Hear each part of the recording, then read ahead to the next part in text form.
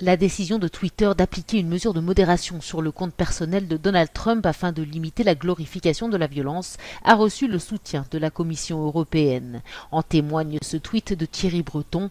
Saluant l'initiative du président de Twitter, le commissaire européen au marché intérieur s'est aussi montré très ferme vis-à-vis des géants américains des nouvelles technologies, alors qu'il entame une série de consultations sur les nouvelles règles proposées par l'Union européenne pour encadrer le secteur. Les derniers événements aux États-Unis illustrent la nécessité pour nous de trouver les bonnes réponses à des questions difficiles, a également écrit Thierry Breton sur son blog, et cette fois-ci. La vice-présidente de la Commission européenne, Vera Jourova, a elle aussi pris fait et cause pour Twitter dans le différend qui oppose le réseau social à Donald Trump, estimant que les politiciens devaient répondre à la critique par des faits et non par des menaces et des attaques. Les tweets de Donald Trump, le patron de Facebook, a lui préféré les laisser visibles, invoquant la liberté d'expression et l'intérêt du public à s'informer. Mais en interne, plusieurs salariés ont désavoué leur patron, lançant une grève en ligne pour marquer leur désaccord avec la politique de Mark Zuckerberg, qu'ils estiment trop laxiste.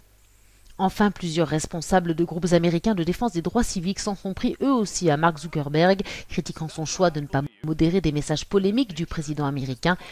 Pour eux, Zuckerberg refuse de reconnaître à quel point Facebook facilite les appels de Trump à la violence contre les manifestants. Il crée un précédent très dangereux pour d'autres voix qui exprimeraient des propos nocifs dans la même veine sur Facebook.